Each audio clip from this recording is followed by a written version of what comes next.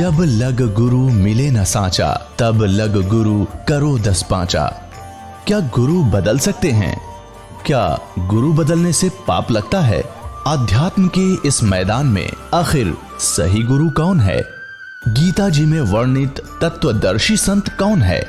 इन सभी प्रश्नों के उत्तर जानने के लिए अवश्य सुनिए जगत गुरु तत्वदर्शी संत रामपाल जी महाराज के मंगल प्रवचन। गुरुदेव की जय।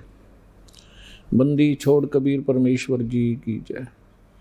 बंदी छोड़ गरीबदास जी महाराज जी की जय। स्वामी राम देवानंद जी गुरु महाराज जी की जय हो।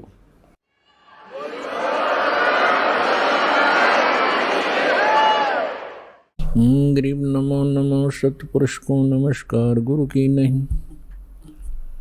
सुर नर मुनि जन साधुआं संतों सर्वस्ती नहीं। सतगुरु साहेब संत सब डंडो तुम प्रणाम।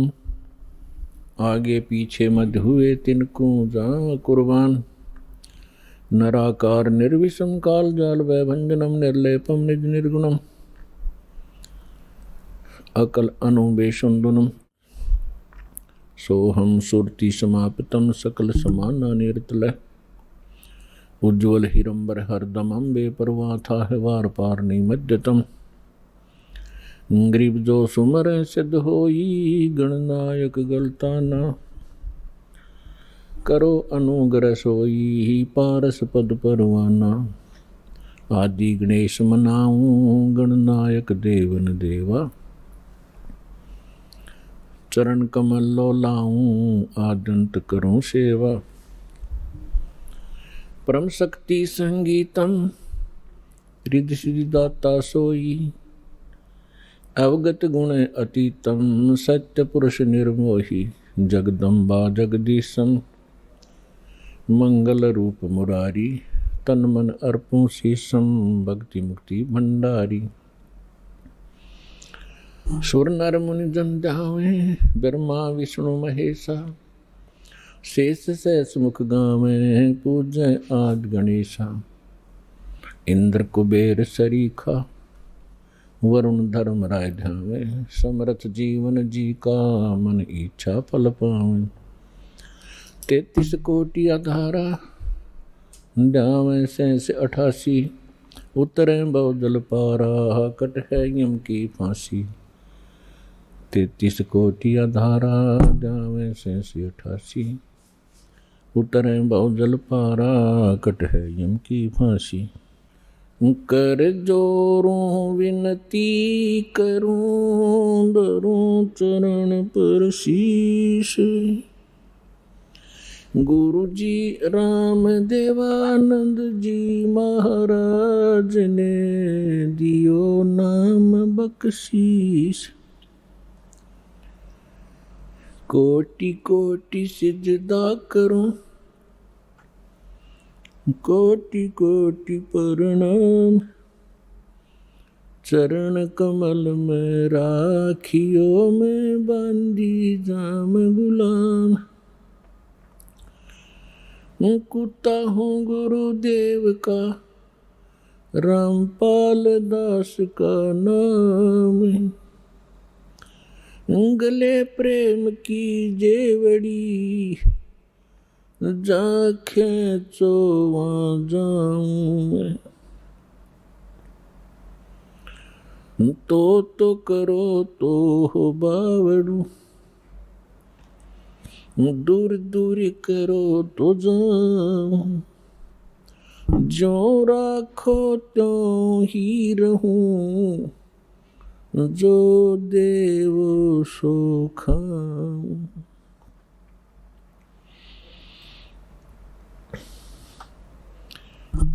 परम पिता परमात्मा पूर्ण ब्रह्म सर्वश्रेष्ठी रचनार कबीर देव कबीर साहिब कबीर परमेश्वर जी की असीम रजा से आप सभी परमेश्वर की प्यारी आत्माएं परमात्मा की महिमा सुनने के लिए उपस्थित हुए। लखबर सूरा जूझ ही लखबर सावत दे लख वरियति जहान में, तब सतगुरु शरणाले। जो पुण्यात्माएं वर्तमान के अंदर मानव शरीर प्राप्त हैं, उनके पिछले पनों की कोई गणना नहीं की जा सकती कि युगों युगों के आपके कितने शुभ संस्कार आपके साथ हैं। उनसे भी पुण्यकर्मी प्राणी वो हैं जो सतलोक आश्रम बरवाला, जिला हिसार, हरियाणा में पहुंचते हैं, दीक्षा प्राप्त करते हैं। पुण्यात्माओं, हमारे को सतगुरु नहीं मिले, हमारे को आध्यात्मिक टीचर ठीक प्राप्त नहीं हुए, जिस कारण से हम परमात्मा से मिलने वाले जो लाभ होते हैं उनसे वंचित रहे और मानव शरीर को व्यर्थ करके हम संसार छोड़कर चले जाते हैं। आगे चल के ना जाने कितने कष्ट हम उठाया करते थे, उनका हमें ज्ञान नहीं था कि इससे आगे भी कुछ है। अब परमात्मा के इस तत्व ज्ञान से, इसके प्रकाश से हमें वर्तमान का और भविष्य का और भूत की जानकारी होने लगी। भूत की कैसे है, वर्तमान की कैसे है और भविष्य की कैसे हुई। आज कोई दुखी है वो अपने पाप से है, आज कोई सुखी है तो अपने पुण्य से है। ये विधान है परमात्मा का, इस बात को सभी मानते भी हैं। कोई दुखी प्राणी है वो अपने आप ही कहा करता है कि ना जाने मेरा कौन सा पाप आगे अड़ गया। और जो सुखी होते हैं उनके विषय में सभी कहते हैं भाई घने अच्छे कर रखे थे आपने पिछले जन्म में। तो इससे हमें भूत और वर्तमान की जानकारी हुई। भविष्य की जानकारी परमात्मा ने कराई कि कबीर हरि के नाम बिना राजा रसब होवे, मट्टी लदे कुमार के भाई घास न नीरे कोई। परमात्मा ने एक ही एग्जाम्पल ऐसा दिया है जिससे हम सहज में समझ सकते हैं। आम नागरिक राजा को बहुत ही बलशाली मानता है, समृद्ध मानता है।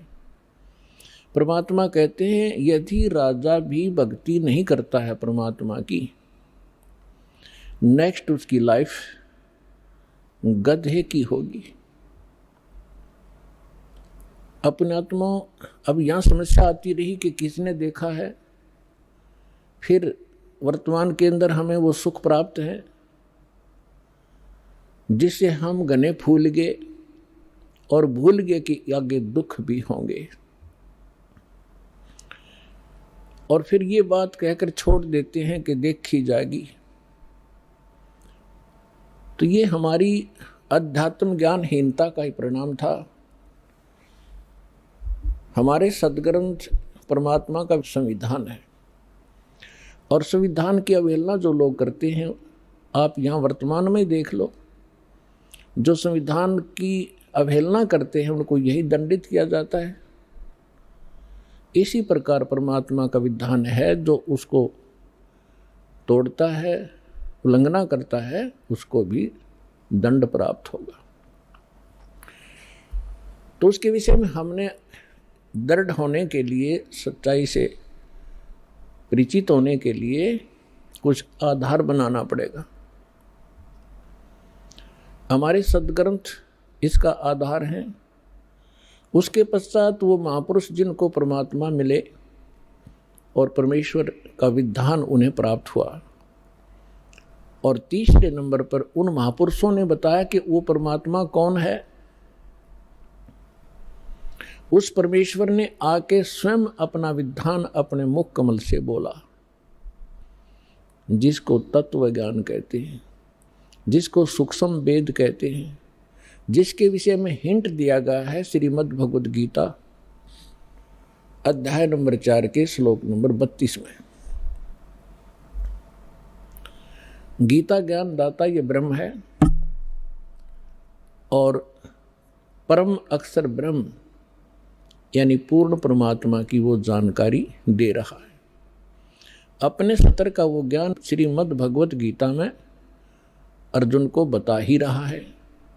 उसके पश्चात वो कहता है कि विशेष जानकारी अध्यात्म मार्ग की परमात्मा स्वयं आके अपने मुख से ज्ञान देता है।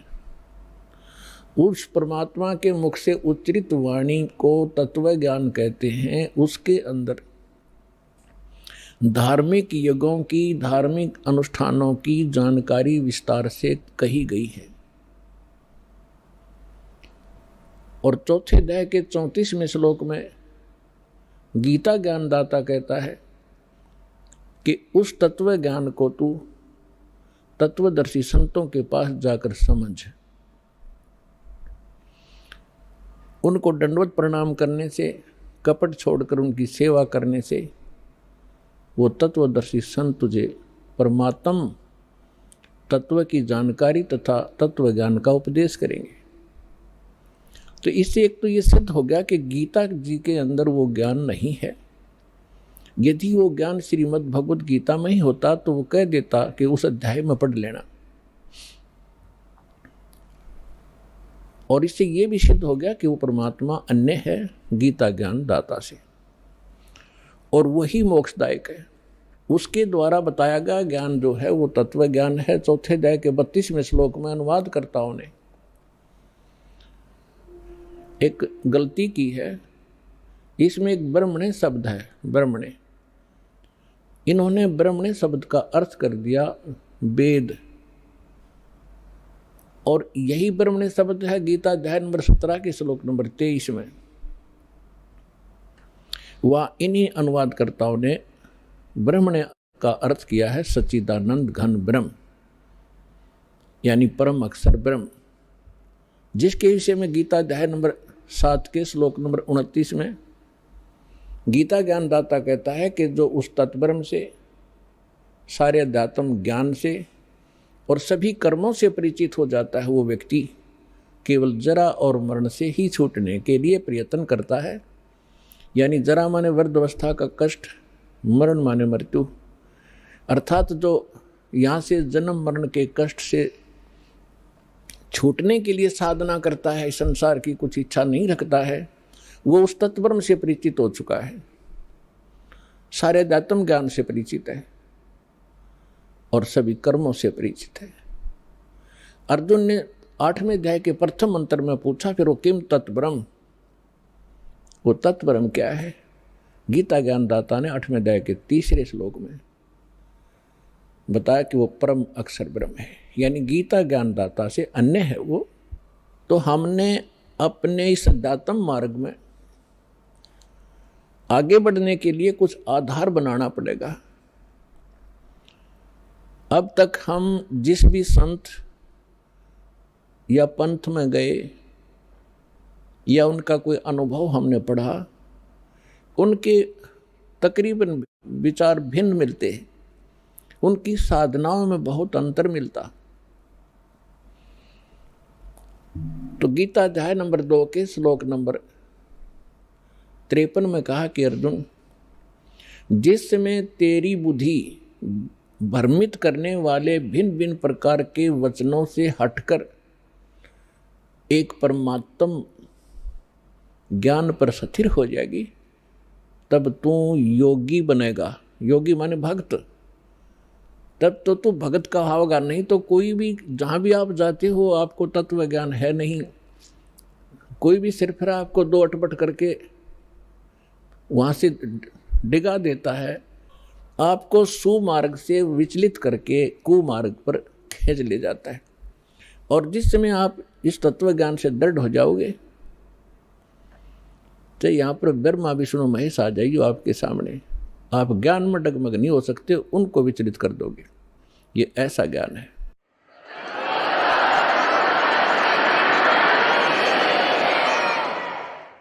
और तभी हम अपनी मंजिल पर पहुंचेंगे। रास्ते में ना जाने कितने ठग मिलते हैं भ्रमित करने वाले, तो फिर हम भ्रमित नहीं होंगे तो हम सुमार्ग पर अपने घर पहुंच जाएंगे, सतलोक चले जाएंगे, सदा हम सुखी हो जाएंगे जहाँ से हम आए हुए हैं। अभी तक हमें यही नहीं मालूम था हम आए कहाँ से हैं, हम यहाँ जन्म और मर क्यों रहे हैं।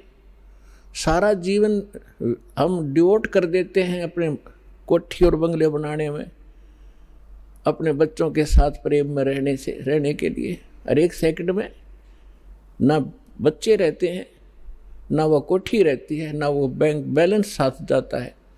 साथ जाते हैं वो कर्म पाप के जो सारे जीवन में इकट्ठे करी और भक्ति करी नहीं, नेक्स्ट जीवन उसका बहुत बुरा होगा। तो हमें परमात्मा के ज्ञान से भूत, वर्तमान और भविष्य की जानकारी हुई। अब कोई तो एक ही व्यक्ति है, मानव शरीर सभी का समान है, कर्म में कितना अंतर है। तो ये कर्म किए कब थे? कभी पिछले जन्मों में, भूतकाल के अंदर। तो भूतकाल आज का वर्तमान ही भूतकाल बनेगा और आज के वर्तमान से हमारा भविष्य बनेगा। इसलिए सत्संग में आने से, परमात्मा के तत्व ज्ञान से परिचित हो जाने से प्राणी अपने उद्देश्य को प्राप्त करता है, समझता है कि मनुष्य का उद्देश्य क्या था। तो पुण्यात्माओं, आपको वो सत्संग मिला, सतगुरु मिले। सतगुरु उसे कहते हैं जो सच्चा ज्ञान बतावे और सदग्रंथों पर आधारित हो। इस दास के जितने वचन होंगे उन महापुरुषों की वाणी जिनको भगवान मिले, और वो हमारे प्रमाणित सदग्रंथ होंगे जिनको हम आज तक श्रेष्ठ और सत्य मानते रहे हैं। श्रीमद् भगवद गीता अध्याय नंबर 16 के श्लोक नंबर 23-24 में कहा कि अर्जुन, शास्त्र विधि को त्याग कर जो मनमाना आचरण करते हैं उनको न तो कोई सुख होता है, न कोई सिद्धि प्राप्त होती है, और न उनको कोई गति प्राप्त होती है। और हम इन तीन वस्तुओं के लिए ही भक्ति करते हैं, मोक्ष हो, संसार में हम सुखी रहें, और हमें कुछ सिद्धि प्राप्त हो। सिद्धि माने हमारे कार्य सिद्ध हों, और सत भक्ति के अंदर ये सिद्धियां आ जाती हैं जिन सिद्धियों के आधार से एकाध सिद्धि को प्राप्त करके ये ऋषिजन हमें अपने पीछे लगाए रहा करते थे। तो हमने उन सिद्धियों का प्रयोग नहीं करना, वो आपके इस जीवन काल में ऑटोमेटिकली काम करते रहेंगे। आपके कार्य सिद्ध होंगे, आप पर आने वाली जो बला टलेंगी वो भक्ति की सिद्धि से ही होता है। तो पुण्यात्माओं, सत्संग में आने से प्राणी को ज्ञान होता है परमात्मा का विधान सुनने से।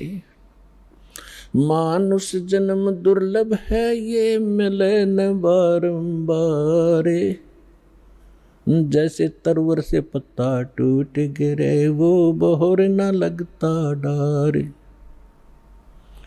मानुष जन्म पाके जो नहीं रटे हरि नाम, जैसे कुआ जल बिना फिर बनवाया क्या काम। कबीर राम रटत कोड़ी भलो, चू चू पड़े जो चाम, वो सुंदर शरीर किस काम का, भाई जा मुख नाही नाम। कबीर जिव्या तो वाहे भली, जो रटे हरि नाम, नहीं तो काट के फेंक दियो, मुख में बलो न चाम। परमात्मा की जानकारी, मनुष्य जीवन का उद्देश्य सत्संग से ज्ञान होता है, और अभी तक हमें सत्संग मिला नहीं। जिन महापुरुषों को हम विद्वान मानते थे उनको अध्यात्म मार्ग का कुछ भी ज्ञान नहीं था, वो केवल संस्कृत भाषा जानते थे। उसके विषय में सूक्ष्म वेद में कहा कि भेड़ पूछ को पंडित पकड़े, भेड़ पूछ को पंडित पकड़े, ये भादो नदी विहंगा, गरीबदास व भवजल डूबे, जिन नहीं साध सत्संगा। परमेश्वर कबीर साहब कहते हैं, कबीर इस संसार को समझाऊं कै बार, और पूछ पकड़ के भेड़ की, ये उतरा चाव पार। जैसे भादों के अंदर बहुत वर्षा हुआ करती है, दरिया अपनी फुल स्विम पर बहकर चलती है, किनारों को छूता हुआ भयंकर जल चलता है, तेज बहाव होता है।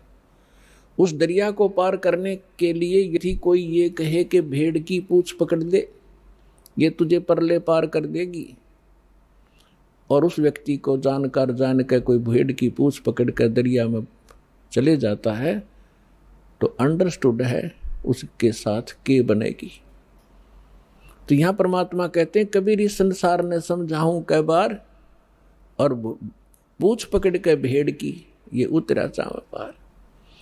इसी बात को आदरणीय गरीबदास साहिब जी जो परमात्मा से परिचित हुए, सचखंड देखा, सतलोक गए, फिर वापस आए, परमात्मा से प्राप्त उस तत्व ज्ञान के आधार से कहते हैं कि भेड़ पूछ को पंडित पकड़े, ये भादो नदी विहंगा, गरीबदास व भवजल डूबे, जिन नहीं साध सत्संगा। जिनको संत का सत्संग नहीं मिला, वो इस भवजल रूपी दरिया के अंदर डूब जाते हैं।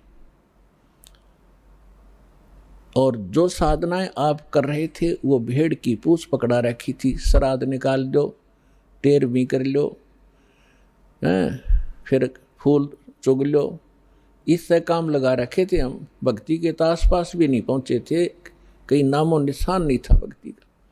फिर कोई ज़्यादा ही श्रेष्ठ समझते थे, हरे राम हरे कृष्ण, सीताराम राधे श्याम, राधे राधे श्याम मिला दे, ये गीत गाते रहे। इससे भी कोई ज़्यादा ऊंचे उठे, वो कहते हैं ओम नाम सबसे बड़ा, इससे बड़ा ना कोई, ओम नाम का जाप करे शुद्धात्मा होए।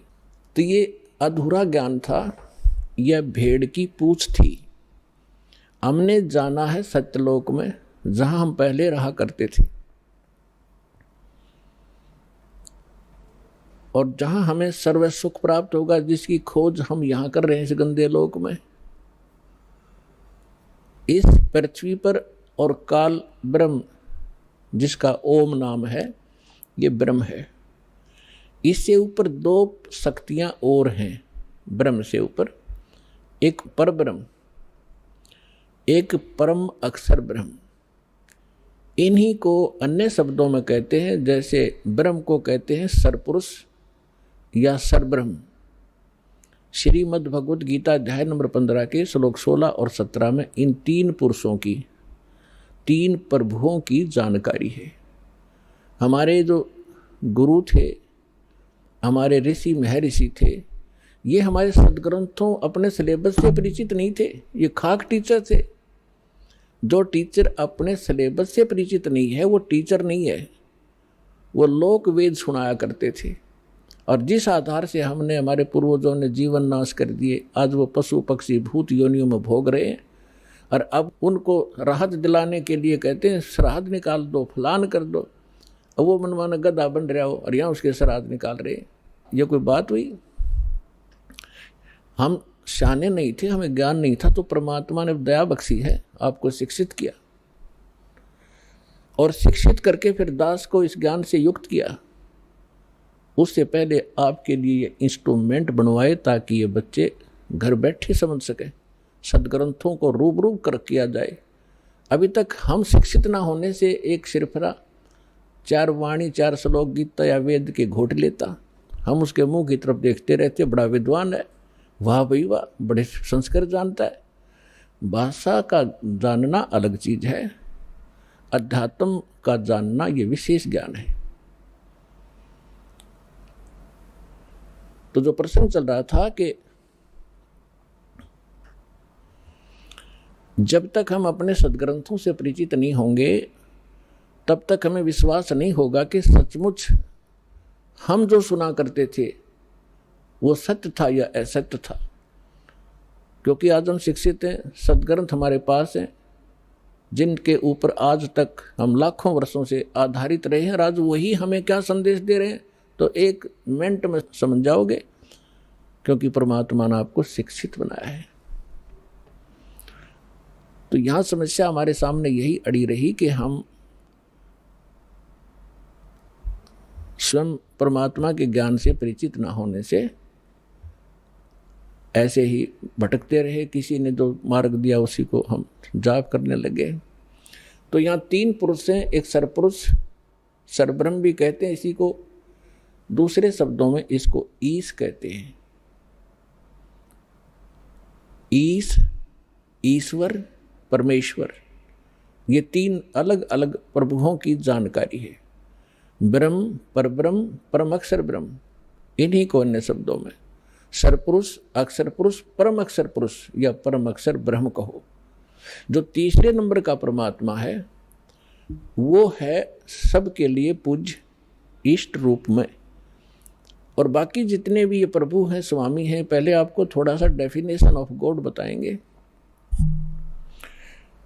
कि परमात्मा की परिभाषा क्या है। हम जैसे गणेश जी को भी देव कहते हैं, गणेश देव, ब्रह्मा जी को भी हम भगवान कहते हैं, विष्णु जी को भी भगवान कहते हैं, शंकर जी को भी हम देव कहते हैं, महादेव कहते हैं। फिर ब्रह्म को भी हम भगवान कहते हैं, जिसको निराकार निर्गुण कहा करते थे हमारे गुरु। तो ये सभी प्रभु हैं, ये सभी स्वामी हैं। जैसे एक तहसीलदार जी को भी साहब कहते हैं, एक डिप्टी कमिश्नर को भी साहब कहा जाता है, कमिश्नर भी साहब कहलाता है, और मंत्री जी को भी साहब कहते हैं, मुख्यमंत्री जी को भी हम साहब कहते हैं, प्रधानमंत्री जी भी साहब कहलाते हैं, और राष्ट्रपति जी भी को भी हम साहब ही कहते हैं। साहब जैसे हम देव कहते हैं, देव कहो, राम कहो, साहिब को हम सत साहिब कहते हैं। जैसे हम कभी विशेष मूड में होते जब कहा करते हैं सच्चे मालिक, सच्चा मालिक कहो, सत्य साहिब कहो। साहब माने भगवान, सत्य माने सच्चा, अविनाशी। तो ये सभी साहब हैं, लेकिन अपने अपने सत्र के साहब हैं। तहसीलदार एक तहसील के अंदर उस सत्र का मालिक है, और इसी प्रकार अन्य जानो, मंत्री अपने एक स्टेट के अंदर एक विभाग का स्वामी है, मालिक है, साहब है। इसी प्रकार मुख्यमंत्री एक राज्य का साहब है, प्रधानमंत्री कई राज्यों के ऊपर मालिक है, साहब है। ऐसे राष्ट्रपति जी को जानो। तो इसी प्रकार ये जितने भी देव हैं अपने सत्र पर ये आदरणीय हैं। जैसे तहसीलदार जी है, उसको भी आप प्रणाम कीजिए, आदर से व्यवहार कीजिए, वो भी आपका काम करेगा। और इसी प्रकार मंत्री जी हैं, मंत्री जी का भी सत्कार कीजिए। यदि आपका प्रधानमंत्री जी के साथ संपर्क है तो ये कहने की आवश्यकता नहीं, ना बताने की, कि नीचे के साहब फिर कितनी आसानी से काम किया करते हैं, करना तो उन्होंने ही है। तो आज आपका मेल उस समर्थ शक्ति से हो चुका है, और जो उस समर्थ शक्ति की शरण में आ जाते हैं, फिर नीचे के जितने भी राम हैं, जितने भी ये देव हैं, आपके काम को बहुत आसानी से करते रहे। करना इन्होंने ही है, क्योंकि यहाँ की एक व्यवस्था बना रखी है। जैसे आपको सबसे पहले या मंत्र जो दिए जाते हैं वो उन्हीं साहबों के दिए जाते हैं। इस स्टेट के साहब हैं ये। इसके साथ साथ आपको उस परम पिता परमात्मा की भी भक्ति दी जाती है, जिसके साथ होने से ये साहब आपको बहुत आसानी से लाभ देते हैं। इनके ये मूल मंत्र हैं, ये इनकी पूजा नहीं है।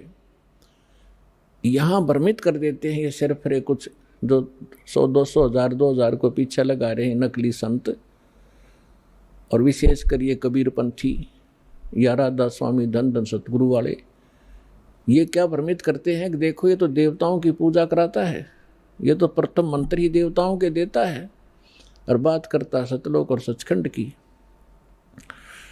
तो इसलिए प्रत्येक सत्संग में हम नहीं बता पाते, क्योंकि पूरे वर्ष के अंदर हमने सिलेबस कवर करना होता है। तो कभी कभी किसी ना किसी सत्संग में हम अवश्य सुनाते हैं, इस तरह की एक विवेचन देते हैं। तो वो हमारी सीडी बनी होती है, उनको आप ले जाइए, बहुत सस्ते में यहाँ मिलती हैं आपको। ये अनमोल वचन है, आपके बालकों के भी काम आएगा, आपके भी काम आएगा। तो जो प्रसंग चल रहा है कि हम इनकी पूजा नहीं करते। जैसे एक पति भर्ता लड़की होती है, वो अपनी ससुराल में चली जाती है। पति भर्ता के गुण ये होते हैं कि वो अपने पति के अतिरिक्त अन्य किसी भी पुरुष में पति वाला भाव ना रखे। लेकिन उस पति भर्ता का ये अर्थ नहीं है कि वो किसी पुरुष की ओर देखे नहीं, या किसी को प्रणाम नहीं करे, या किसी का सत्कार नहीं करे। ये भी उस पति भर्ता के अंदर एक गुण होते हैं, आय का आदर करे। जैसे जेठ है, जेठानी है, ससुर है, सास है, छोटी बड़ी ननंद है, देवर हैं, उन सब का यथोचित आदर करे, उनके सत्कार करे, उनका काम करे। बर्तन धोने हैं, रोटी पौनी है, और कोई 100 काम करने हैं, तो उनको यथोचित सत्कार करे, मृदु भाषा प्रयोग करे, तो वो पति भर्ता सही है। और दूसरे शब्दों में वो पति भर्ता ठीक है, अपने पति के अतिरिक्त अन्य से 16 माथे ना बोले, तो वह पति भर्ता नहीं, वह खड़ियारी है, क्योंकि वो सारे घर में झगड़ा करवा देगी।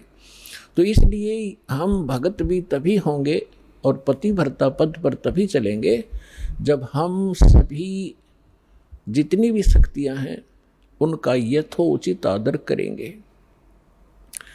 तो वो पति भर्ता पत्नी जब लड़की अपने सह परिवार में रहती है, ज्वाइंट फैमिली में, तो तब तक वो इतना अच्छा व्यवहार करती है, सबके साथ मेल रखती है, देवर के बच्चों को भी अपने जैसा समझती है, जेठ के बच्चों को भी अपने जैसा समझती है। उनको ऐसा नहीं लगता कि जैसे हम पराये से हों, लेकिन उसका जो भाव है अंदर से वो अपने पति के साथ होता है। और उसका पता उसको तब चलेगा जब वो डिवाइड होंगे, भिन्न भिन्न होंगे भाई, तो तब पता चलेगा उसकी आस्था किसमें थी। अपने हिस्से के सारे कटोरी गिलास चम्मच तक उठा ले जाएगी, अपने मकान में धर लेगी, एक चम्मच भी ना छोड़ दूसरों की ओर, और अपने पति के साथ चली जाती है। तो उस समय उस पति भर्ता का पता चला वह पूजा किसकी करे थी। तो इसी प्रकार हम यहाँ एक सह परिवार है हमारा, ये ब्रह्मा विष्णु महेश, ये देव हैं और यहाँ के अधिकारी हैं। ये एक विभागीय मिनिस्टर हैं इस एक ब्रह्मांड के अंदर। ब्रह्मा जी रजोगुण विभाग के, विष्णु जी सतोगुण विभाग के, और शंकर जी तमोगुण विभाग के।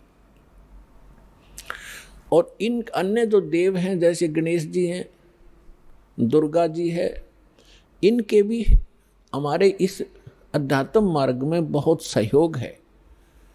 अब इनका जैसे हमने अपने सतलोक जाना है, सब लोग जाना है, जैसे हम विदेश गए हों और हमने अपने देश में आना है और वहाँ हम कोई ऐसा बिजनेस व्यापार कर रहे थे, किसी कारण से हमारा वहाँ नुकसान हो गया, बिजली का कनेक्शन कट गया, टेलीफोन सुविधा बंद होगी, गैस की बंद होगी, तो हम कंगाल हो गए, असुविधाएं, हमारे सब सुविधाएं समाप्त हुई, हम महादुखी हुए। और वहाँ से आप निकल नहीं सकते जब तक उनका सारा लोन क्लियर नहीं कर दोगे, आने नहीं देंगे, आपको नो ड्यू सर्टिफिकेट नहीं मिलेगा।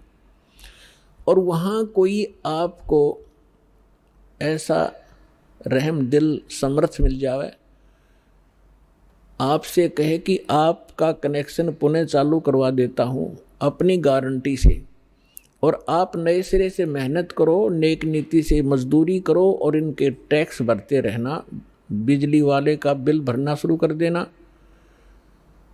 टेलीफोन वाले का कनेक्शन करवा देता है और उसका मेहनत मजदूरी करके अपना बिल भरना शुरू करो, वो सुविधाएं प्रारंभ हो जाएंगी।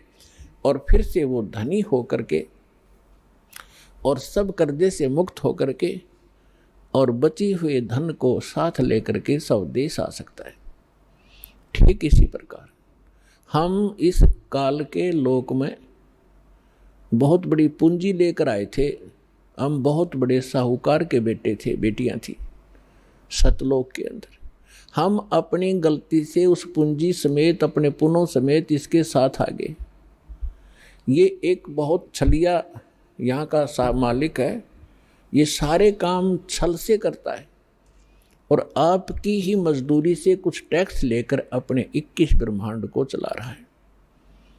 कबीर साहब कहते हैं, मेरे हंसा भाई अंश रूप था जब तू आया। जब तू वहाँ से आया ना हमारे पास से, एक बहुत पवित्र आत्मा थी, कोई विकार नहीं था, तेरे पास आध्यात्मिक धन परिपूर्ण था। आज तू बिल्कुल खाली हो चुका है और गधे तक की योनि में जा चुका है पुनों के अभाव से। तो उन पुनों को पुनः प्राप्त करेंगे हम, उतने ही भक्ति युक्त होंगे जितने हम प्रारंभ में थे। तभी हम स्वदेश जा सकते हैं। बीच में हमने यहाँ से जाने का टैक्स भी देना है, किराया भी देना। जैसे जहाज से आते हैं तो वो किराया भी देना होता है और फिर पूंजी उससे अलग होती है। इसी प्रकार आपको ऐसी साधनाएं दी जा रही हैं परमात्मा ने, जो वास्तविक भक्ति थी वह अभी तक छुपा रखी थी, क्योंकि हम समझण योग्य नहीं हुए थे। और यदि आज से पहले परमात्मा ये मंत्र डिस्क्लोज कर देते तो ये नकली पंथ जो काल न चलवा रखे हैं, इनके पास भी वो मंत्र होते और यही ज्ञान होता। और वो अधिकारी थे नहीं, अधिकारी के बगैर कोई काम सफल नहीं हो सकता। जैसे एक पासपोर्ट बनवाते हैं, पासपोर्ट भी यदि अधिकारी से बना हुआ होगा तो आगे चलेगा, नहीं तो जब समय आने पर उसका पता चलेगा कि पासपोर्ट ही डुप्लीकेट है तो बहुत देर हो चुकी होगी और जेल भी जाना पड़ेगा। तो परमात्मा ने दया बख्शी थी कि ये अभी तक ये मंत्र गुप्त रखे थे। इसके पीछे बहुत बड़ी कहानी है, वो सृष्टि रचना से आपको पता चलेगा, समय आने पर बताएंगे। तो प्रसंग चल रहा है कि परमात्मा ने दया बख्शी आपको। जब 600 वर्ष पहले मालिक आए, परमात्मा वाले ही गुण रखता है। अब जैसे बर्फ़ के गुण हैं, बर्फ़ के गुण ही रखती है, उसको उसके निकट जाओगे तो वैसा ही आभास होगा। इसी प्रकार परमात्मा जो गुण रखता है वो वैसे ही लीला करता है जैसी वो किया करता है।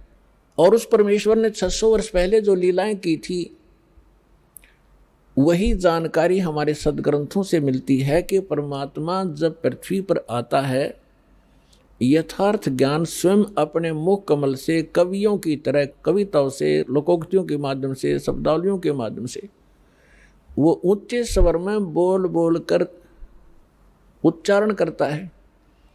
और एक प्रसिद्ध कवियों में से भी वो एक होता है, लेकिन वो होता है परमात्मा। और वो परमात्मा अपना यथार्थ ज्ञान स्वयं ही देता है।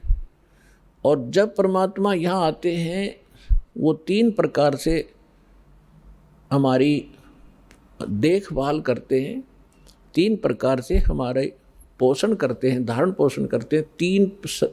3 सतिथि से।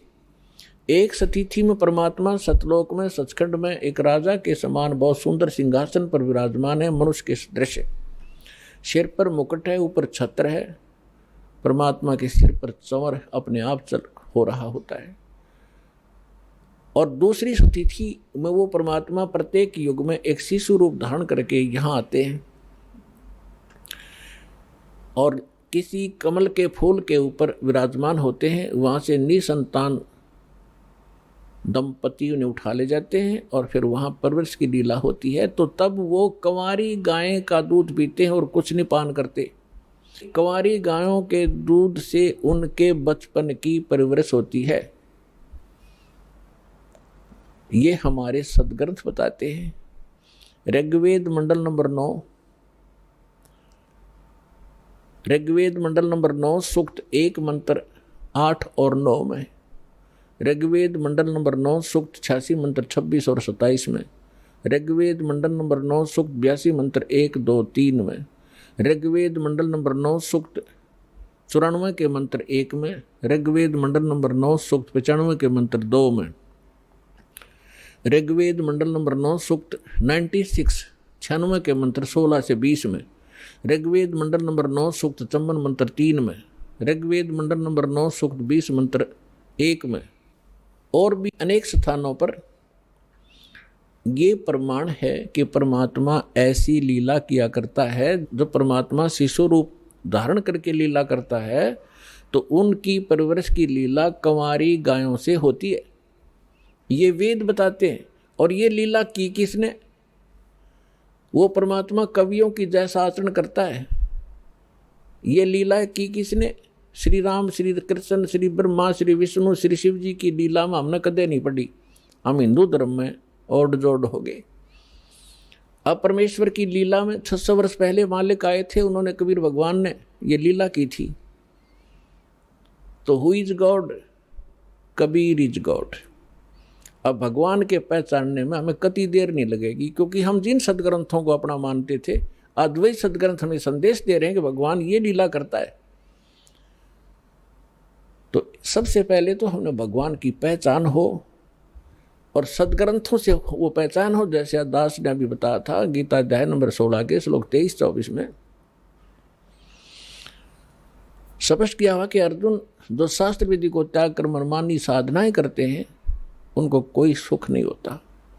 न उनको सुख होता है, न उनकी गति होती है, न उनको कोई सिद्धि प्राप्त होती। इससे तेरे लिए अर्जुन कर्तव्य और अकर्तव्य की व्यवस्था में कौन सी साधना करनी चाहिए, कौन सी ना करनी चाहिए, उसके लिए सदग्रंथ ही प्रमाण है। किसी की लोक वेद पर, दंत कथा पर विश्वास मत करना। तो आज हमारे सदग्रंथ क्या बताते हैं? पहले ये इन्हीं सदग्रंथों का आधार देकर के हमारे धर्मगुरु हमें समझाया करते थे, हम स्वीकार किया करते थे, क्योंकि वो संस्कृत बोला करते और सभी ग्रंथ संस्कृत में लिपिबद्ध थे। हमने कोई ऑब्जेक्शन नहीं हुआ कि इतना विद्वान व्यक्ति सच्ची कह रहा होगा। वो सत्य के तो आसपास भी नहीं थे, उनको कख भी पता नहीं था अध्यात्म मार्ग। आज तक इन ऋषि महर्षियों को, आज तक उन महापुरुषों को छोड़ के जिनको भगवान मिले या परमात्मा के ज्ञान के अतिरिक्त, अब वर्तमान में इस दास के अतिरिक्त इस 21 ब्रह्मांड में कोई अध्यात्म ज्ञान से परिचित नहीं है। अटपट तो दुनिया मार रही है और ना उनके पास ये कंप्लीट कोर्स है। अब जो प्रसंग चल रहा है कि हमने स्वदेश जाना है, हम इस गलत लोक में आ गए और हम धनी थे अध्यात्म के, हम निर्धन हो गए। हम पशु तक की योनि में भटक रहे हैं, घास फूस खा कर गुजारा कर रहे हैं। और हम सतलोक में क्या आहार करते थे, कैसी सुविधाएं हमें प्राप्त थी, उसकी तुलना हम इस काल के स्वर्ग लोक और ब्रह्मलोक में भी नहीं दे सकते। जो सुख वहाँ पर आपको प्राप्त था, उसी सुख की आज भी आपके अंदर चाहत है और उस खोज में आप चलते हो। रास्ते में ना जाने कितने ये बटपार मिलते हैं, ठग मिसगाइड करके आपको भ्रमित कर देते हैं, मंजिल से दूर रख देते हैं। फिर आप जब अध्यात्म मार्ग से सुखी नहीं होते हो, क्योंकि साधना शास्त्र अनुकूल ना होने से परमात्मा से लाभ नहीं मिलता, जिस कारण से आप फिर स्वयं धनी बनने के लिए अपनी बुद्धि प्रयोग करने लगे, कोई मिलावट करने लगा, कोई रिश्वत लेने लगा और कोई अन्य तरीके अपना के। तो ये तरीका सुखी होने का नहीं, ये तो महादुख प्राप्त कर लिया हमने। बुरे काम करे, पाप बने और उन पापों के आधार से जो धन संग्रहित किया वो यहीं रह गया और हमारे साथ वो पाप गए जो उस धन जोड़ने में या सुख प्राप्त, नकली सुख प्राप्त करने में हमने पाप इकट्ठे किए थे। तो जब तक हम पाप मुक्त नहीं होंगे तब भी वहाँ नहीं जा सकते, क्योंकि जब तक अपराधी प्राणी है वो जेल में रहता है। अपराध मुक्त होगा तभी वो जेल से छूटेगा। तो पहले परमात्मा आपके उन पापों का नाश करेगा जो आपके संचित हैं, पहले के इकट्ठे किए हुए, और दूसरे फिर आपको ऐसी विधि बताई जाएगी कि उससे वर्तमान के अंदर भी जो आपके भविष्य में जो दुख आएंगे, जो आपके प्रारब्ध के अंदर लिखे हुए हैं। प्रारब्ध माने किस्मत। प्रारब्ध को वैसे डिफाइन करने के लिए इस प्रकार बताते हैं कि पिछले जन्म जन्मांतर के आपके पुण्य और पाप संग्रहित हैं, उनमें से आपकी एवरेज रेशो लेकर जिसके पाप गणे इकट्ठे हैं उसमें से उसी रेशो से पाप ज़्यादा ले लिए, और जिसके पुण्य थोड़े हैं उसी रेशो से पुण्य ले लिए। तो यहाँ जिसको आज दुख गना है वो पूर्व जन्म में उसके पाप गने हैं, उन संचित कर्मों में से कुछ लेकर के दोनों पुण्य और पापों में से आपकी किस्मत बना कर भेज दिया। अब आपके प्रारब्ध में, आपकी किस्मत में यदि वो पुण्य है, जब तक आपके पुण्य अधिक हैं, पुण्य चलेंगे, तब आप कोई भक्ति करते रहना या ना करना, चाहे आप चोरी करना, डाके मारना, चाहे हिंसा करना, आप सुखी दिखाई दोगे आम जनसाधारण को कि इतना पापी आदमी और फिर भी सुखी। तो ये काल का जाल है, समझना पड़ेगा आपने। तो अन्य व्यक्ति जो आस्तिक हैं वो भी नास्तिकता की ओर चल पड़ते हैं उनको देख के। तो इस ज्ञान के आधार से आपने अपना मन रोकना पड़ेगा कुमार्ग पर जाने से। ये सहारा देगा आपको ये तत्व ज्ञान। और जिस समय उस व्यक्ति के पुण्य क्षीण हो जाएंगे, फिर पाप का दौर चलेगा, फिर देखना उसकी कैसी दुर्गति होगी, और फिर उसके पास समय बहुत कम होगा, और कहीं वो समाधान के लिए जाएगा तो ये नकली संत मिलेंगे, उनसे करवा कर जंतर मंत्र लेकर नाम दीक्षा, आखिर में वो मर ही जाएगा उस दुर्गति के साथ। और जब हम सत साधना करेंगे, परमात्मा हमें मिलेंगे, सतगुरु मिलेगा, सतगुरु हमें फिर वो सत ज्ञान देगा, सत साधना देगा, जिससे आपके पाप नाश होंगे। अब आपके प्रारब्ध में जैसे आप दुखी हो तो पाप से हो, सुखी हो पुण्य से हो, अंडरस्टूड है। इस बात को आम व्यक्ति थोड़ा सा भी धार्मिकता के अंदर रुचि रखता है, उसको पता है कि पाप से दुख होता है और पुण्य से सुख होता है यहाँ का। अब जब तक आपके पुण्य चलेंगे तो आप सुखी नजर आओगे, और ये पुण्य पहले की संग्रहित कमाई है आपकी। जैसे इन्वर्टर आज सबके घर हो रहा है तकरीबन, नहीं जानकारी ज़रूर है सभी ने। उसके अंदर बैटरियां होती हैं, उनको चार्जर के माध्यम से लाइट में बिजली में लगा कर चार्ज किया जाता है। तो बैटरियों के अंदर वो एनर्जी स्टोर हो जाती है, और फिर बेशक वो इन्वर्टर से चार्जर हटा दिया जाए, फिर भी उन इन्वर्टर से बैटरी बल्ब भी जग रहे होते हैं, ट्यूब भी जग रही होती है, कूलर भी चल रहे होते हैं, वो अपनी सुविधा दे रहा होता है। तो वो व्यक्ति ये सोचता है कि सारे सुविधाएं प्राप्त हैं, लेकिन जब उसकी चार्जर ठीक नहीं है तो वो बैटरी एक दिन एकदम डाउन होंगी और डिस्चार्ज हो जाएंगी, फिर उसको कोई सुविधा नहीं प्राप्त होगी। ठीक इसी प्रकार जो पूर्व जन्म के पुण्यकर्मी प्राणी हैं, उन्होंने पूर्व जन्मों में वह बैटरी चार्ज कर रखी है, कभी चार्जर ठीक लग गया। क्योंकि परमात्मा जब आते हैं, परमेश्वर 600 वर्ष पहले आए थे, भगवान कबीर साहब जी आपको चार्ज कर गए थे आशीर्वाद से, आपको मंत्र दे के, अमृतवाणी सुना के। उस समय कबीर भगवान के 64 लाख शिष्य हुए थे, 64 लाख शिष्य, एक दानक के, एक जुलाहे के, एक मजदूर आदमी के, और जो संत भी महसूस नहीं हुआ था, क्योंकि हम संत समझते थे जो या तो पंडित हों या बड़ी गुफाओं में बैठे हों, जटा हो बड़ी बड़ी, या मूंड मुंडा रखा हो, लाल पीले कपड़े पहन रखे हों, तो उन महापुरुषों को तो हम संत माना करते। अरे एक हमारे जैसा मजदूर, एक कपड़ा बुनने वाला, एक धानक, और उसके 64 लाख से सोना अद्वितीय। अद्वितीय काम है ये। लेकिन परमात्मा की महिमा को इतना दबा दिया इन नकली काल के दूता ने, उसको एक कवि, एक दानक, एक जुलाहा, एक भक्त बना के उसकी फाइल बंद करके छोड़ दी। अब उस लाल की गिठड़ी दास ने खोली और आपको पहचान बता दिया, लाल ये होता है, इसी इतनी कीमत है। अब कौन पीछे रहेगा उस लाल को प्राप्त करने में?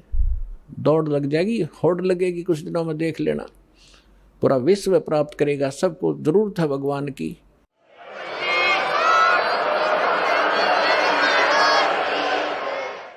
भटक रहे हैं, दुख पा रहे हैं, भक्ति भी कर रहे हैं। तो 64 लाख से सोए थे उस समय परमात्मा ने अपने आशीर्वाद से अपनी वाणी सुना सुना के प्रथम मंत्र दिया, बस वो शेष 2 मंत्र नहीं दिए थे परमात्मा ने। तत् और सत्य ये गुप्त रखने थे। सतनाम नहीं दिया भगवान ने आपको। क्यों नहीं दिया? क्योंकि आप उस समय परमात्मा के पहचानने योग्य नहीं थे। और परमात्मा ने उस समय कहा था कबीर साहब ने कि 5500 वर्ष जब कलयुग बीत जाएगा धर्मदास, तब मैं दोबारा आऊँगा और सारे जितने भी नकली पंथ हैं या हम जितने भी मानव धर्मों में बट गए हैं, इनको ऐसा ज्ञान दूंगा ये ऑटोमेटिकली एक हो जाएंगे। पहले एक थे, एक से अनेक हो गए, अब इस ज्ञान से ये फिर एक होंगे और पूरा विश्व ये भक्ति करेगा और सबका कल्याण होगा जो मर्यादा में रहेंगे। आइए अब हम उन श्रद्धालुओं के अनुभव जानते हैं जो जगत गुरु तत्वदर्शी संत रामपाल जी महाराज जी से दीक्षा प्राप्त कर चुके हैं तथा उनके द्वारा बताए गए भक्ति मार्ग पर चल रहे हैं। नमस्कार सर। नमस्कार सर जी। क्या नाम है सर आपका? मेरा नाम दिनेश गुजर है जी। कहाँ से आए हैं आप? मैं बुलंदशहर यूपी से आया हूँ जी। सर, संत रामपाल जी महाराज से नाम दीक्षा लेने से पहले आप क्या भक्ति साधना करते थे? मैं पूरे देवी देवताओं की पूजा करता था। मैंने एक गुरु भी बना रखे थे जिनका नाम राजा राम महाराज था, चित्रकूट से थे। और उन्होंने मेरी पत्नी को भी जो नामदान दिया था उनको दूसरा नाम दिया था। मुझे नामदान दिया था ओम नमो भगवते वासुदेवाय, और मेरी पत्नी को जो नाम दिया था उन्होंने ओम नमः शिवाय। बोला इनका जाप किया करो, बस सुबह शाम इनका जाप पे लगे रहो। सर, आपने बताया कि आप संत रामपाल जी महाराज से नाम दीक्षा लेने से पहले देवी देवताओं की पूजा करते थे तथा आपने एक गुरु भी बनाया, तो इन सही भक्ति साधनाओं के करने से आपको क्या लाभ मिला? उनकी भक्ति साधना से लाभ तो कुछ नहीं है, हानि जरूर है। क्योंकि मेरे बड़े भाई ने भी उनसे नामदान ले रखा जो 1998 में एक्सपायर हो गए। उनसे हानि और लाभ का तो कोई पता ही नहीं चला कि लाभ क्या होता है। तो इससे हानि में रहे। हमें अभी तक कोई लाभ ऐसा दिखाई नहीं दिया जब तक हम संत रामपाल जी महाराज की शरण में ना आए। संत रामपाल जी महाराज के बारे में जानकारी आपको कहाँ से मिली? एक संत रामपाल जी महाराज के अनुयायी थे, क्योंकि मैं नोएडा में जॉब करता था, प्राइवेट जॉब थी मेरी। वो मेरे साथ आते थे नोएडा को। उन्होंने मुझे बताया कि संत रामपाल जी महाराज जी हैं जो शास्त्र के अनुसार भक्ति कर रहे हैं। तो वो मेरे पीछे बताते थे बैठे बैठे कि भाई हम रास्ते से आते थे तो मंदिरों को अपना सिर झुकाते थे, मंदिरों में झुक के आते थे। वो बोलते थे कि आप ये क्या कर रहे हो, आप सही भक्ति नहीं कर रहे, आप इन बाबा उनके पीछे क्यों लग रहे हो। तो मैं उनका विरोध करता था कि तुम ऐसे क्यों बोल रहे हो। तो वो बताते कि पूर्ण परमात्मा तो कबीर साहब है। तो मैं ये बोलता था कि पूर्ण परमात्मा कबीर साहब तो संत हैं। इतनी उनसे मेरी ये चलती थी। उन्होंने मेरे पूछा, बोला कि तो आप अपना फ़ोन दो। फ़ोन में उन्होंने मेरे को कुछ संत रामपाल जी महाराज के सत्संग डाउनलोड किए। उन सत्संगों को मैं सुनने लगा। उसके बाद हमारे पत्नी जो थी उसने एक लड्डू गोपाल भी रख रखे थे, क्योंकि वो भक्ति की ज़्यादा चाहता थी।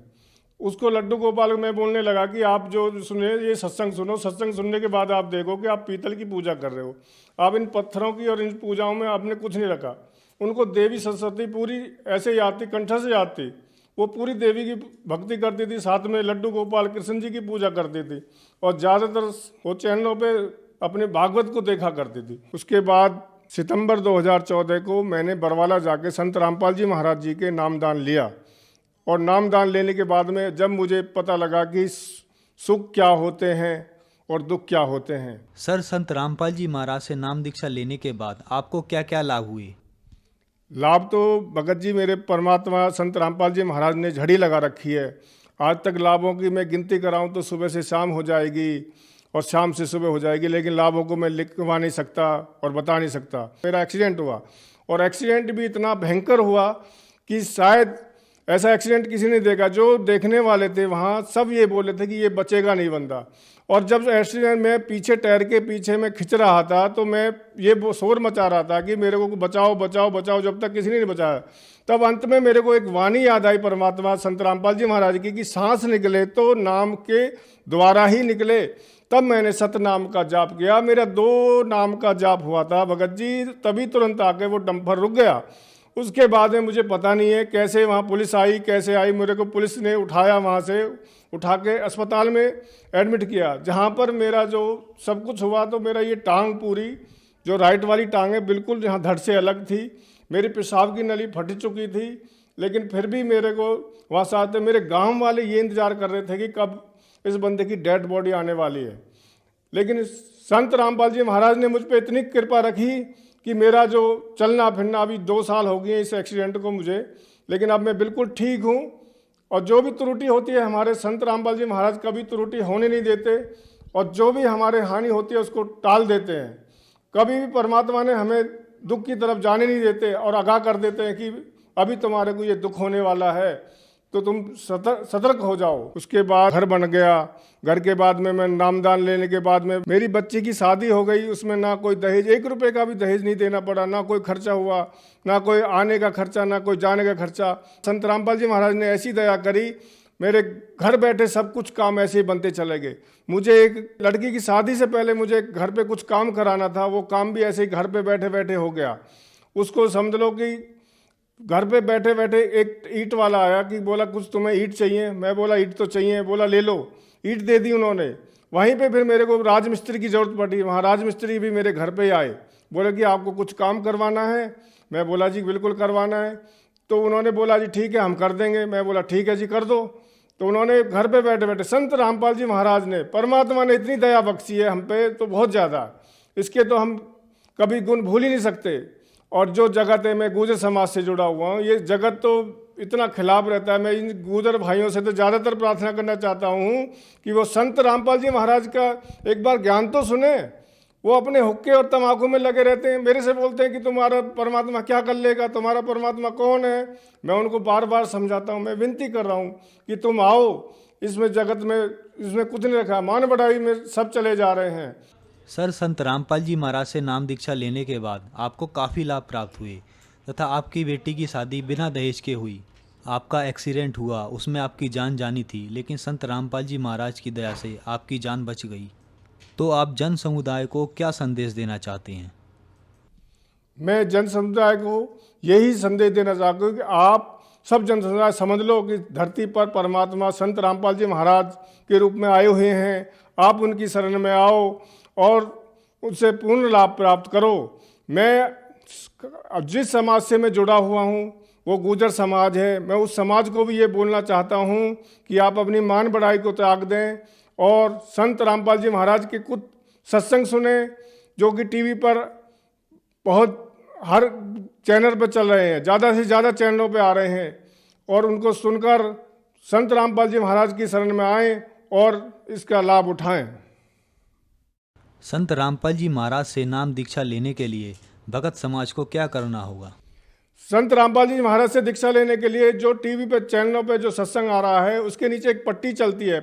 पट्टी पर सतलोक आश्रम के नंबर चलते हैं। उन नंबरों से आप फ़ोन करें और उनके जो आपका नियरेस्ट जहाँ भी नामदान केंद्र होगा वहाँ का आपको एड्रेस मिल जाएगा। वहाँ जाके निःशुल्क, कोई पैसा नहीं देना, कोई कुछ नहीं करना, वहाँ जाके संत रामपाल जी महाराज जी से नामदान लें और उनसे जुड़ें और अपना लाभ उठाएं।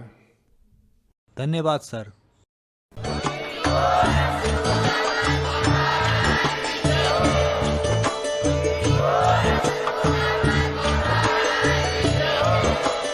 आप सुन रहे थे जगत गुरु तत्वदर्शी संत रामपाल जी महाराज जी के मंगल प्रवचन। अधिक जानकारी के लिए विजिट कीजिए हमारी वेबसाइट www.jagatgururampalji.org। संत रामपाल जी महाराज जी के शुभ आशीर्वाद से पूरे विश्व भर में 500 से भी ज्यादा नाम दीक्षा केंद्र हैं, जिन पर संत रामपाल जी महाराज जी द्वारा ऑनलाइन निःशुल्क नाम दीक्षा दी जा रही है। अपने नजदीकी नाम दीक्षा केंद्र का पता करने के लिए संपर्क करें 8222880541।